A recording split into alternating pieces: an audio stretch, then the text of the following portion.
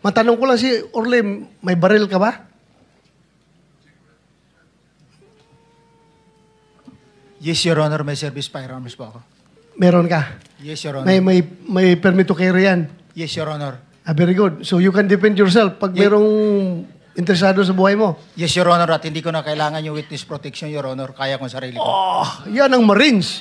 Yan ang Marines. Paano yung meron kami ritong motion sana na koberan ka ng protective custody ng Senate.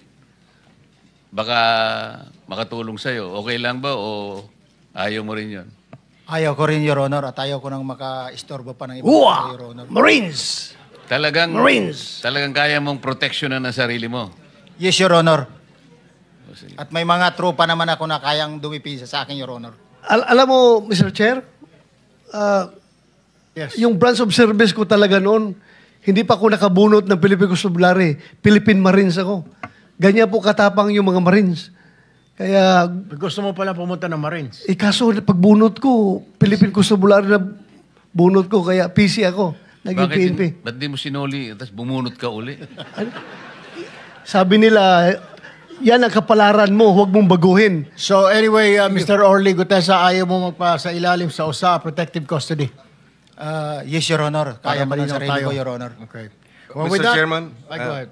with siguro, kung magbagong isip mo, please let us know right away. Dahil hindi mo alam, baka may mga developments pagkatapos ng hearing na ito.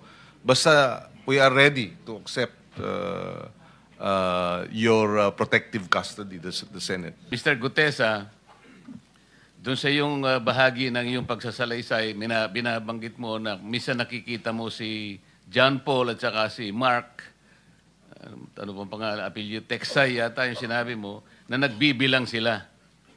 Yes, Your Honor. Meron ba silang ginagamit na makina pagka nagbibilang? Bulto-bultong pera ito. Sa pagkakataon na yun, Your Honor, is walang makinang ginamit. Ano yung pagkakataong binabanggit mo? Yung during time sa Valle Verde 6, yung sa deliver ng 46 na boxes. Ito ba yung binabanggit mong pinakamalaking nakita mong bulto-bultong pagdi-deliver sa bahay sa Valle Verde 6? Yes, Your Honor.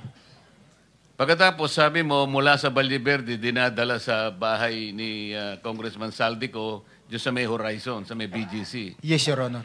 At sabi mo, mula sa 46 luggages, ang binababa nyo na lang ay 35. Yes, Your Honor. Sa Makatwid, merong diferensya na 11 luggages.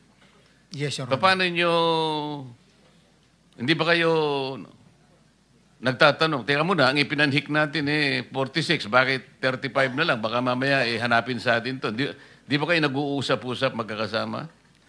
Sa mga pagkakataon na yun, Your Honor, wala na kaming time para mag-uusap. Ang sinusunod lang namin, pag tumawag na nasa lulod lang kami ng mga luggage na yung sasakyan, then pag natapos, proceed na kami doon sa pagde-deliver, Your Honor. Oo nga, ibig ko sabihin, hindi kayo nagtataka. Ang ipinanhik natin, ang dinala natin 46, bakit 35 na lang? Baka tayo hanapan. Hindi na namin alam yun, Your Honor. Wala na kaming idea kung anong nangyari. Ang ibig mo sabihin, kung ano lang yung dadalhin nyo, nagkakasya na lang kayo doon. Yes, Your Honor. Senator Marcolita, kunti lang. Mr. Chair, yung binabanggit palagi na John Mark at saka sino isa? Dalawa? Tao ni Saldico? John Paul Estrada and Mark Tiksay. Mark Tiksay, Your Honor. May move that they will be invited for the next hearing, Mr. Chair? Committee Secretary. Wala pa yung dalawa. Wala pa.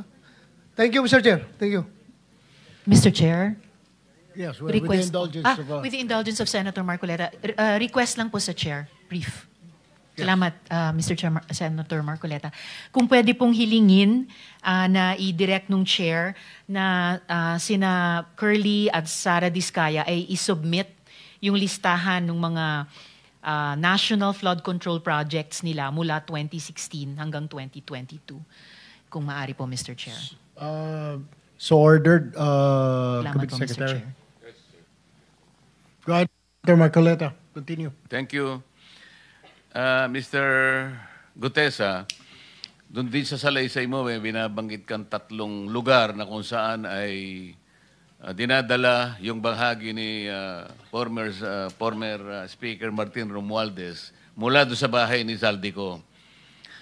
Pwede mo bang i-describe para lang malaman namin? Kasi talaga namang nagpupunta ka ron. Kahit papano, i-describe mo yung 3 lugar. Papano? Based on my experience during that time, Your Honor, ang napag-deliveran ko is yung 42. Dito sa may 42 Forbes. Ang gate niya kulay green. Then yung bakod nung yung bakod niya is parang kinakapitan na ng mga damo na kumakapit sa semento. Then pagpasok namin doon sa loob, maraming puno ng kahoy, mangga, sari-saring puno nung nasa loob. Parang mayroon doong maliit na ubal. Doon kami nag-i-stay pa during time na ibinababa na namin yung mga luggages na yon. Then, Walang sumasalubong sa inyo kahit sino. Dahil maring kilala mo na rin yung sa pagdi-deliver mo. Para lang malaman namin na kapanipaniwala talaga. may sumasalubong pero ang nakakakilala, Your Honor, is si Paul lang. Kasi siya lang yung may direct contact at siya rin ang nagpapa-open ng gate kapag malapit na kami doon sa bahay. Yung pangalawang lugar, Yung pangalawang lugar yon yung sa Nara, yung sa sinasabi ko kanina, na yung sa 19, na dating bahay ni Michael Yang. anong itsura naman nun? White lang yun, Your Honor, eh. Ano? Kulay white lang yung ano niya, pintura, Yung gate. yung gate. O bukod sa gate, ano yung napansin mo? So, malapad siya, Your Honor, tapos maluwang siya. Yun lang naman yung ano ko doon. Kasi pag mga ganon, ang mission lang namin is ibaba yung malita. Pag naibaba, extra gate na. Wala nang ibang ano. Ganon at ganon ang nangyayari kapag may dinideliver kayong basura. At yung pangatlo nga, yung Sen- sinasabi mo sa... Senator Marcoleta, may batin. Yung pong sinasabi nyo kay Michael Yang, paano po nyo nalaman na kay Michael Yang po yun, na paano napunta kay speaker yon, na sinasabi nyo si speaker na may-ari? Sabi nila, nabili daw ni speaker. Eh. Sino nagsabi po sa Yung inyo? kasamahan ko rin mga security. Security. Ang nagsabi sa iyo na ito galing kay Michael Yang, kay speaker na ngayon. Opo, sir. Alright, thank you.